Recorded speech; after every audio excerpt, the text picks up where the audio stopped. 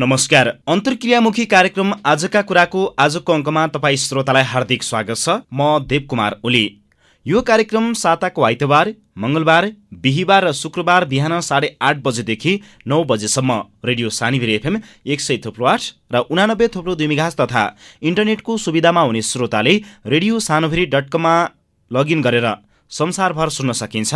श्रोता, आजकाल मान्छेहरू विभिन्न कारणले तनावमा हुन्छन्। कतिले त्यसलाई समाधान गर्छन् त कतिले पीडा सहन नसकेर आत्महत्या पनि गरेका हुन्छन्।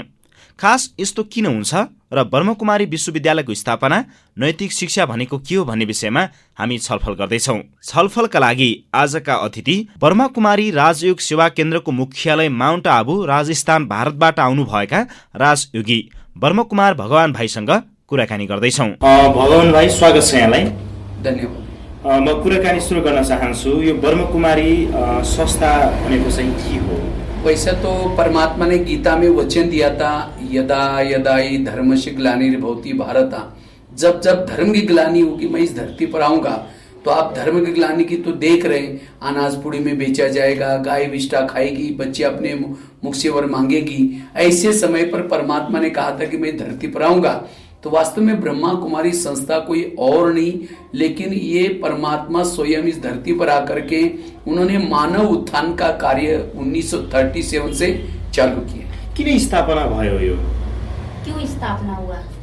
क्योंकि आज हर वर्ग बिगड़ता जा रहा है, हर प्रॉब्लम्स आते जा रहे हैं। इसीलिए आज इस संसार को बदलने के लिए परमात्मा स्वयं कार्य कर रहे हैं। आज हर क्षेत्र में, चाहे नेताओं के क्षेत्र में देखो, चाहे व्यापारी देखो, चाहे शैक्षणिक क्षेत्र में देखो, हर क्षेत्र में आज मानव पतन की तरफ जा रहा है। आज विकारों का बोलबाला होता जा रहा है। इसीलिए परमात्मा आकर के इन विकारों पर जीत प्राप्त कैसे करना है, इसीलिए इस विद्यालय में राजयोग सिखाया जाता है और इस राजयोग के द्वारा ये ज्ञान दे करके परिवर्तन कर रहे हैं। के काम गर्छ यसले चाहिँ? क्या क्या काम करता है इसने? ब्रह्मा कुमारी संस्था ने, ब्रह्मा कुमारी संस्था में हर वर्ग के लिए, जैसे आज हम स्कूलों में जाते हैं, स्कूलों में जाकर के बच्चों को नैतिकता का पाठ पढ़ाते हैं, क्योंकि आज के बच्चे कल का समाज है। आज के बच्चों को अगर नैतिक मूल्य दिया जाए तो यही बच्चे एक अच्छा बन सकते हैं, आदर्श बन सकते हैं। क्योंकि आज के बच्चों को केवल आईक्यू बढ़ाए जा रहे हैं, उनको केवल आज स्कूल की टाई कितनी अच्छी है, स्कूल का ड्रेस कितना अच्छा है, यही सिखाया जाता है। इसीलिए स्कूलों के क्षेत्र में कार्य कराया जाता है। उसके साथ साथ आज हर वर्ग में परिवर्तन करने का कार्य कर रहे हैं। और ये ब्रह्मा कुमारी संस्था मतलब डायरेक्ट आज हम अपना स्वयं का परिचय क्या है, आज मानव अपने आप को भूल गए कि वास्तव में हम एक ज्योति स्वरूप आत्मा है। हमारा आत्माओं का घर चांद सूरज तारांगन के पार परम धाम शांति धाम है। हमारा आत्माओं का पिता, आज जितने लोग हो गए, उतने धर्म हो गए, उतनी जातियां हो गई, लेकिन वास्तव में सब हम एक घर के रहने वाले हैं, एक पिता परमात्मा के बच्चे हैं। ये वसुदैव कुटुम्बकम की भावना ये ब्रह्मा कुमारी विद्यालय दे रहे हैं। अहिलेसम्म यहाँ चाहिँ प्रवचन दिँदै हिँड्नु भएको छ। अहिलेसम्म यहाँले कतिवटा विद्यालयमा चाहिँ प्रवचन दिनुभयो? आपने अभी तक कितने विद्यालय में प्रवचन दे चुका है? वैसे तो मैंने तो पूरा भारत में 6000 से भी ज्यादा स्कूलों में कार्यक्रम दे चुका हूं। भारत और नेपाल में मेरा तो 2011 में 5000 स्कूलों का इंडिया बुक ऑफ रिकॉर्ड में नाम दर्ज हुआ था। उसका मैंने क्या किया था, अखबारों की कटिंग, साथ में फोटोग्राफ्स, इसके साथ साथ कुछ पत्र स्कूलों के मुझे पत्र दिए थे, वो ये सब इकट्ठा करके रखा था और वो मैंने इंडिया बुक ऑफ रिकॉर्ड वालों को दिया था, रिकॉर्ड दर्ज हुआ था। इसके साथ साथ उसके बाद भी मेरा कोई रिकॉर्ड बनाने का लक्ष्य नहीं है, हमारा विश्व को परिवर्तन करने का, मानव को जब तक ये दुनिया बदलेगी परिवर्तन हम जीवन भर में कार्य करते रहेंगे। और करीबन लगभग 900 जेल में कार्यक्रम दे चुका हूं, जेलों में और स्कूलों में खास करता हूं। और अब मैं नेपाल में यहाँ लगभग 8 दिन से यहाँ आया हूं। 8 दिन से यहाँ मैंने रुकुम के करीबन 7-8 स्कूलों में कार्यक्रम किया। तो काफी बच्चों में ने बड़ा इंटरेस्ट लेकर के सुना। तो इस तरह से ये सेवा करने के लिए, और साथ में केवल बच्चों को नहीं सुनाते, लेकिन साथ में उनके जो माँ बाप है उन माँ बाप को भी, जैसे अभी आप लोगों ने सुना इस तरह से, हाँ मैंने तनाव मुक्ति का 2-3 दिन का कार्यक्रम रखा था, क्योंकि आज परिवर्तन करने का केवल टीचर का ही काम नहीं है, आज माँ बाप का भी काम है। क्योंकि माँ बाप अगर टीवी देखेंगे, वो शराब पिएंगे, वो नशा करेंगे, बच्चे उनको देखते हैं और इसीलिए उनको देख करके बिगड़ जाते हैं। आज मैं एक दिन एक स्कूल में जा रहा था, एक बच्चा भी थैला लेके जा रहा था, वो बच्चा अचानक थैले से कोई पॉकेट निकाल दिया, डाल दिया। तो मैंने कहा कि बेटा क्या खाया? कहते कि मैंने गुटखा खाया। हमने कहा क्यों? कहता हमारा पापा जी भी खाता है। तो आज माँ बाप को भी आध्यात्मिकवादी बनने की जरूरत है। आज माँ बाप के अंदर गलत संस्कार बढ़ते जा रहे हैं, देरी से उठेंगे, आज गलत काम करेंगे, मांसाहार भोजन खाएंगे, कुछ गलत चोरी करेंगे, गुस्सा करेंगे, वो भी बच्चे सीखते हैं। आज महाराष्ट्र में एक शिवाजी पैदा हुआ था भारत में। वो शिवाजी क्यों पैदा हुआ?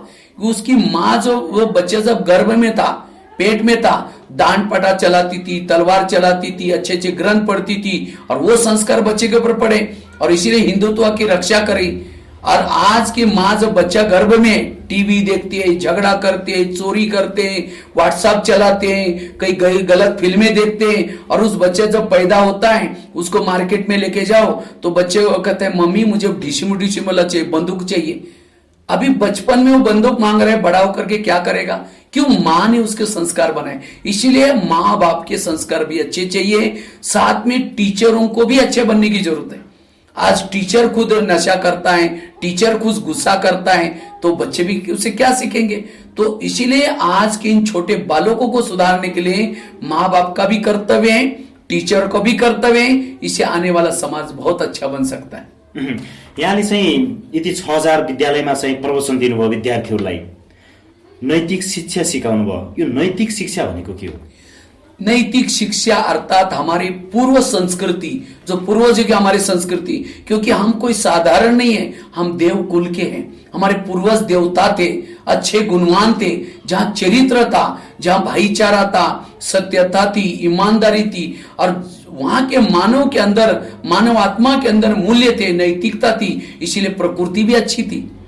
वहां कहते सोने के महल थे, वहां प्रकृति अच्छी थी, सब कुछ अच्छा था। लेकिन आज भाई भाई को देखना नहीं चाहता, आज एक दूसरे के साथ लड़ाई करना, खान पान गलत हो गया, मुख में राम बगल में छुरी, ये बात हो गई।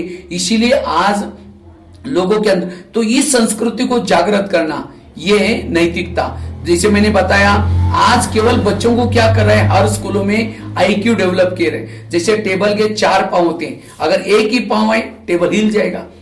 इसी तरह आईक्यू के साथ, इंटेलिजेंट क्वेश्चन के साथ, बौद्धिक क्षमता के साथ ईक्यू, इमोशनल बनाओ। उन बच्चों को देश के लिए भावना, माँ बाप के लिए भावना, समाज के लिए भावना जागृत करने की जरूरत है। साथ में यमक्यू मीन्स मॉरल, नैतिकता, सहन करना, मीठा बोलना, सत्य बोलना। अभी कुछ दिन पहले मैं एक स्कूल में गया था, तो मैंने 11वीं कक्षा की बच्ची की न्यूज पढ़ी। जब वो 10वीं में थी, उसका पूरा बोर्ड में फर्स्ट नंबर आया था, माना उसकी आईक्यू अच्छी थी। लेकिन जब 11 में गई, किसी लड़कियों ने उसको चिढ़ाया, कुछ बोल दिया, उसको सहन नहीं हुआ। एक मालगाड़ी ट्रेन थी, उसके नीचे जाके कूद के मर गई। उस बच्ची ने आईक्यू तो बढ़ाई, लेकिन क्या नहीं सीखा? एमक्यू नहीं सिखाई। आज एक सहन शक्ति की कमी के कारण आज कोई मर्डर करता है, आज कोई सुसाइड करता है, आज कोई बहू, पढ़ी लिखी बहू, लेकिन सास ने कुछ बोला, पारिवारिक संघर्ष के कारण वो सुसाइड करती है। आज हमने उन बच्चों को भौतिकता तो सब कुछ सिखाई, लेकिन उनको आध्यात्मिकता नहीं सिखाई। तो नैतिक मूल्य अर्थात आध्यात्मिकता। आध्यात्मिकता क्या है? आध्यात्मिकता अर्थात अपने आप को जानना। आज मैं कभी बच्चों को जाकर के प्रश्न पूछता हूं, चंद्रमा पर कौन गया? तुरंत जवाब दे देते। अल्मस्ट्रांग निर्मास्ट्रांग गया। हार्ट कहाँ है? वो भी बता देते। कौन से प्रदेश में ज्यादा बरसात होती है? वो भी बता देते। कौन से देश में ज्यादा कौन से प्राणी रहते? वो भी सब उनको कंप्यूटर ज्ञान, प्राणी का है, वो सब ज्ञान हो गया। लेकिन उनको और एक क्वेश्चन पूछते हैं, आप सभी कौन है? जैसे दिया जलता है, चारों तरफ से उजाला आता है, उसके नीचे अंधेरा है। इसी तरह आज के मानव को हम खुद कौन है ये नॉलेज नहीं, और यही कमी आज अनैतिकता का कारण है। वास्तव में हम सभी एक आत्मा है। हमारी बॉडी के अंदर सबसे महत्व की चीज है आत्मा, और आत्मा दोनों भ्रुकुटी के बीच में रहते। अगर शरीर से आत्मा चली गई, मुर्दा बन गया, उसको रखेंगे नहीं, कितना भी प्यारा उसको जलाते। तो आज शरीर में इतनी सुंदर आत्मा चीज है, आज हमने उसके बारे में कभी भी जाना नहीं, वो कहाँ रहती है, कहाँ से आए, कहाँ जाती है। तो इसलिए उनको आत्मा के प्रति जागृति करते हैं। साथ में आत्मा का पिता कौन है, जिसको भगवान करते, ईश्वर करते, अल्लाह करते, उसके प्रति जागृति नहीं। आज वो आत्मा कहां से आई इसके, तो जब आत्मा का ज्ञान हो जाएगा तब आपस में भाईचारा आएगा, एक दूसरे के सहयोग की भावना आएगी। आज हम जातिवादी में फंसे हुए। आज मैं देखता हूं, मैं 2 साल पहले यहां आया था, उस समय बंद था, तो मैं देखता था सबसे ज्यादा तोड़फोड़ करने में युवा पहले। क्यों? आज उनके अंदर उनको इंटरेस्ट आता है बाकी इन चीजों में। इसीलिए युवाओं को अच्छा काम करने के लिए लगाना, उनको क्रिएटिव काम करने के लिए लगाना, ये बड़ा जरूरी है। क्योंकि आज युवाओं को के अंदर ये इंटरनेट के माध्यम से, टीवी के माध्यम से गलत संस्कार बन रहे। तो इसीलिए मैं युवकों को यही संदेश दे रहा हूं, या आज अगर संस्कारित अच्छा बनना है तो एक तो गलत संगत से बचे रहो, संगत अच्छी रखो। दूसरी बात आई, गलत फिल्मों से बचे रहो। आज फिल्म थिएटर में जाने की जरूरत नहीं, हर एक का जेब एक फिल्म थिएटर बना हुआ है। वो थिएटर में तो एक फिल्म रहती थी, आज के मोबाइल में हर प्रकार की फिल्म है। और ये देख करके आज बच्चों के संस्कार बिगड़ते जा रहे हैं। मैं जेलों में भी जब जाता हूं, यहाँ कभी जेल में गया तो यूथ सामने बैठे हैं, जो उनकी कमाई का समय है, माँ बाप को ला करके कमाई देने का समय है, बैठा है जेल में। क्यों? उनके बाल देखो कैसे काटे। तो ये सब आज फिल्मों के कारण, फिल्मों देखे लेकिन अच्छा रामायण महाभारत अच्छी चीजें देखे। तो ये संदेश। तीसरी बात है, यूथ को लिए मैं यही संदेश देता हूं, व्यसन नशे से बचे रहे। आज के युवा नशा करता है, व्यसन करता है, तो इसे व्यसन करने वाला व्यक्ति का, तो इसीलिए व्यसन से बचे रहे। और साथ में खान पान, शुद्ध खान पान, तब वो व्यक्ति युवा अच्छा बनता है। आज हमारी इस ब्रह्मा कुमारी संस्था में लाखों युवा है, लेकिन उनके अंदर कोई नशा नहीं, कोई व्यसन नहीं, वो क्रिएटिव काम कर रहे हैं। ऐसे युवकों को एक अच्छी आध्यात्मिकता की दिशा दे जाए। आज है युवा, उसके चेहरे पर कोई रौनक नहीं, उसका चिंतन कहीं और है, ब्लॉक है, कहीं और जैसे ब्लॉक हो गया। क्यों? निगेटिव चिंतन है, निराशवादी है। तो उस युवकों को एक आशावादी बनाए, ये जरूरी है। तनाव मुक्त होना क्या करना है? तनाव से मुक्त होने के लिए क्या करना है? आज मैंने तनाव मुक्ति के बारे में काफी सारा यहाँ लोगों के लिए कुछ प्रवचन भी रखा था। क्योंकि आज छोटे बच्चे से लेकर के बड़ों तक तनाव है, टेंशन है।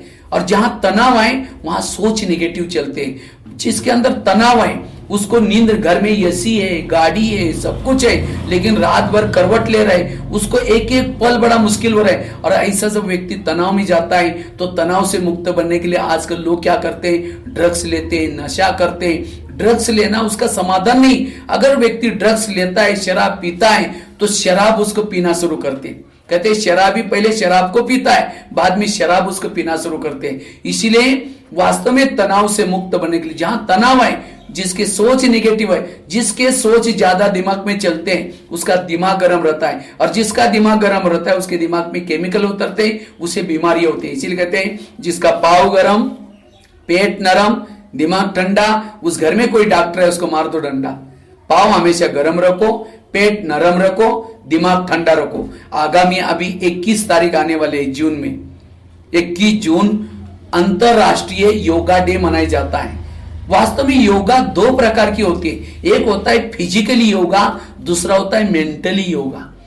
वास्तव में आज योगा डे मतलब लोग क्या समझते हैं? एक्सरसाइज करना, व्यायाम करना, वो नहीं। आज मिलिट्री वाले लोग, आज पुलिस वाले लोग, प्रहरी कितने एक्सरसाइज करते तो भी उनको टेंशन है। तो वास्तव में पॉजिटिव, आज 70% लोगों को जो प्रॉब्लम्स है, लोग सुसाइड कर रहे हैं, रोज तंग है, केवल निगेटिव सोच से। इसीलिए लोगों को सकारात्मक, ब्रह्मा कुमारी विद्यालय में मेंटली योगा सिखाया जाता है, मेंटली मेडिटेशन सिखाया जाता है। जो व्यक्ति मेंटली मेडिटेशन करता है उसको शांति आती है, उसके अंदर सहन शक्ति, नम्रता, धैर्यता, ये वैल्यूज आते हैं। और जिसके जीवन में वैल्यूज आते हैं उसको कोई बीमारी नहीं होगी। नहीं तो आज लोगों को बीमारी क्यों है? आज बच्चों को हम पढ़ा रहे हैं, लोगों को पढ़ा रहे हैं, जागृत कर रहे हैं, लेकिन वो तनाव टेंशन में आने से वही कोई बीमारी होगी, 1 लाख रुपए का खर्चा होगा, बीमारी तो बीमारी। कोई नशा करता है उसके लिए भी पैसा चाहिए। इसीलिए उन लोगों को तनाव से मुक्त बनने की जागृति करने की जरूरत है। आज किसी को पेट की बीमारी होती है, ईर्ष्या करने वालों को पेट की बीमारी होती है। इसीलिए कहते ना, तुम मेरे को देख करके तुम्हारे पेट में जलन होता है क्या? आज किसी को दूर का कम दिखता है, दूसरे की बुराई को आंखें फाड़ फाड़ के देखेंगे, दूर का कम दिखता है। आज किसी को ब्लड प्रेशर बढ़ता है, जो बीती हुई बातों को याद करता है उसका ब्लड प्रेशर बढ़ता है। आज शुगर पेशेंट बढ़ते जा रहे हैं। शुगर कोई चीनी खाने से नहीं होती, दूसरों को अपने कंट्रोल में रखने की कोशिश करेंगे। मैं इसकी सास हूं, मैं इसका पति हूं, मैं इसका घर का मालिक हूं। आज हर एक के अंदर ईगो, क्यों ईगो डेवलप हुआ? क्योंकि जैसे मैंने बताया, स्कूलों में हमने केवल आईक्यू डेवलप किया।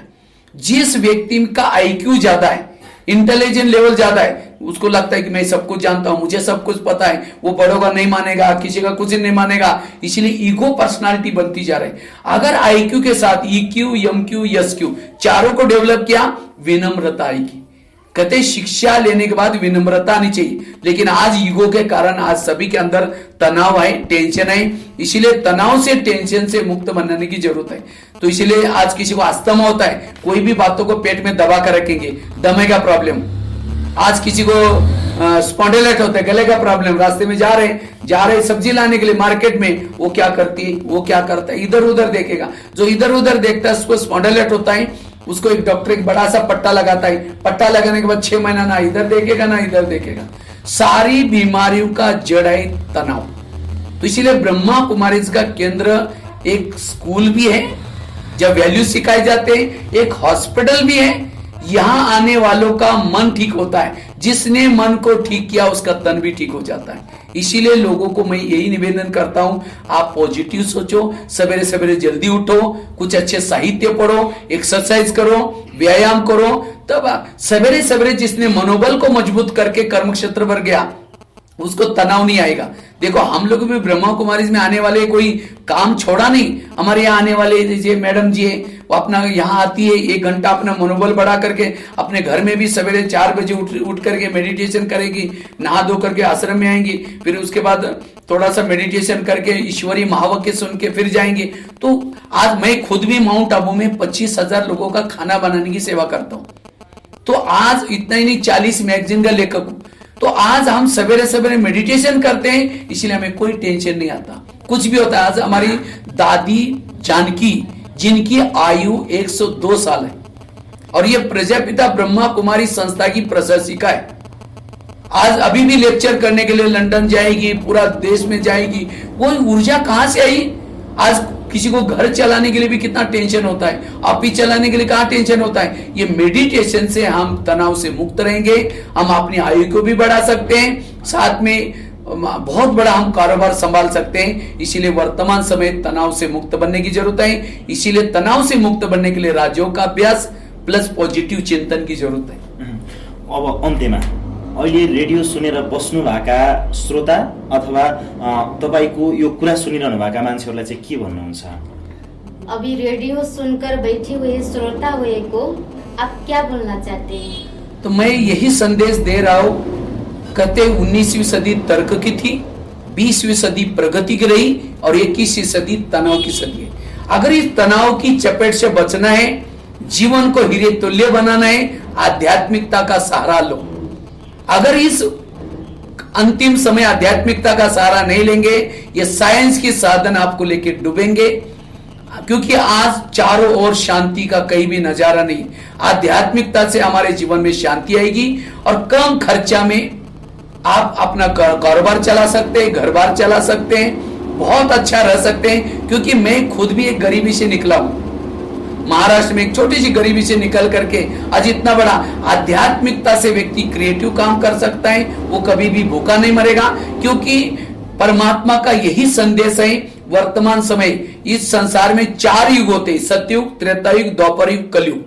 तो अब कलयुग भी पूरा होकर के सतयुग दुनिया आने वाले हैं। यह सृष्टि में बहुत बड़ा परिवर्तन आने वाला है। इसी परिवर्तन के साथ मैं सभी को यही संदेश दे रहा हूं, अपने आप को जगाओ।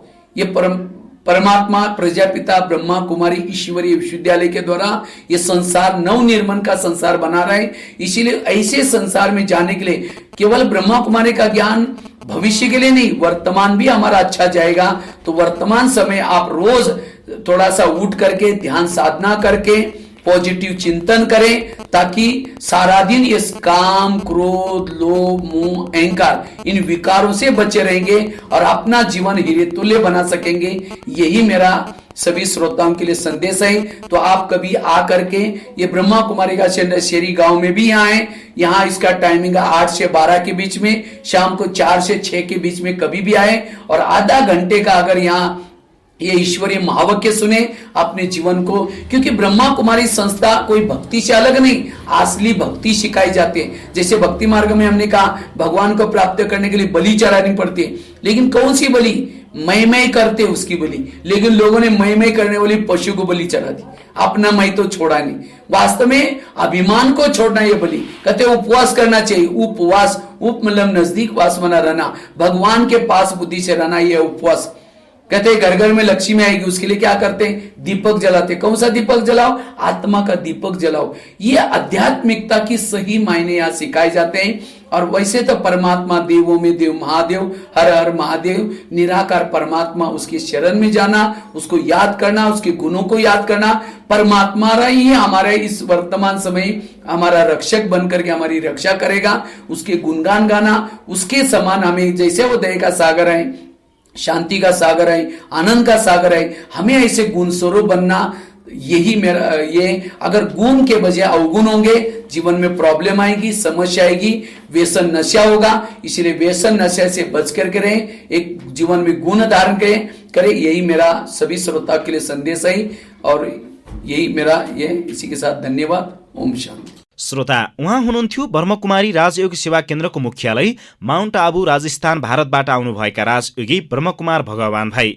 हवस् त, आजका लागि कार्यक्रम आजका कुराको समय यति नै। प्रविधिमा सहयोग गर्ने प्राविधिक साथी खिमानन्द शर्मालाई धन्यवाद। हामी पर्सि बिहिबार अर्को नयाँ श्रृङ्खला लिएर आउनेछौँ। त्यतिन्जेलसम्मका लागि कार्यक्रमबाट म देवकुमार ओली पनि बिदा हुन्छु। नमस्कार।